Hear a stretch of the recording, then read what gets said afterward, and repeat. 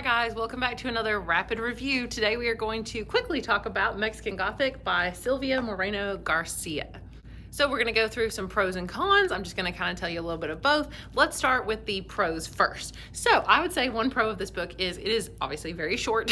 It is a super quick, fast read. I have a baby at home, and yet I was still able to read this book in probably 2 days, maybe like 3 or 4 sittings. So super fast paced if you want that, because the mystery is quite intriguing, which I guess I should tell you a little bit about what it's about so you can get a feel for this mystery. It is obviously set in Mexico, and it's basically kind of like Fall of the House of Usher by Edgar Allan Poe mixed with The Yellow Wallpaper, the short story, if you've ever read that. So it's about a woman who is sent to this weird house to check on her cousin, who she has received a very strange letter from. She's kind of worried for her cousin's sanity and her well-being, and this house that she lives in is definitely kind of taking a toll on her sanity, even her physical features and things like that. So the other people that live in this house are all weird and suspicious kind of as well, and you're like, okay, is it the people in the house doing something? Is it the house itself doing something to these people? Definitely makes you think Fall of the House of Usher, because there is a creepy old man who literally is like sensitive to light and sounds and things like that. So, I mean, that's basically Fall of the House of Usher as well. And as the narrator stays there, she starts seeing strange things there as well.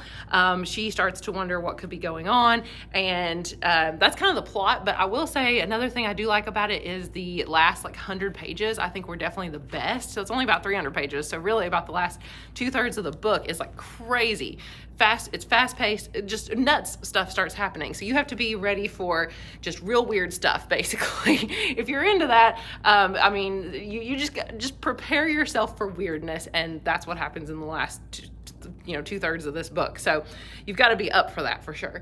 Some of the cons, though, I would say are the writing itself. It's just there. Like, honestly, the first 2/3, I did not think the writing style really stood out to me at all. It almost sounded more like a young adult novel, which I think is why this could also be read by young adults and not just adults, which I think this book is mostly classified as adult. But then the last 2/3, I do feel like the writing style got better as the plot got weirder, because there was more stuff to be able to describe, I suppose. So I did like that. I did not really care too much about the characters. I read this book quite a while ago, and honestly, I cannot even remember the name of the main character. I did cheat and look it up, but it's Naomi.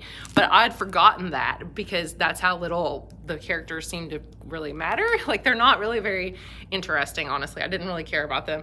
The guy that's kind of the villain, I think he might be the most interesting character, honestly. So, they're okay. It's fine. Another con would be that the first 2/3 of the book, a lot of it's just kind of repetitive. It's sort of unnecessary, I feel like.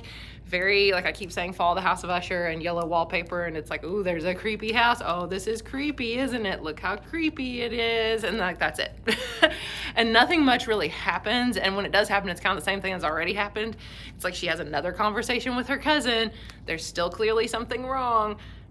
We don't know what's going on in the house. She has a weird conversation with the sort of bad guy. And these things just keep happening over and over until the last 2/3, when it just goes off the rails. So, I would say that first 2/3, a lot of it, if you can make it through that part, like I even thought about DNFing this book. I'm glad I didn't, because I really enjoyed the last 2/3, honestly. I think I even wound up giving this like 3.5 stars, because I was hooked. I mean, I wanted to know more about the mystery that was at the heart of the novel. So if that sounds intriguing to you, then Mexican Gothic might be up your alley.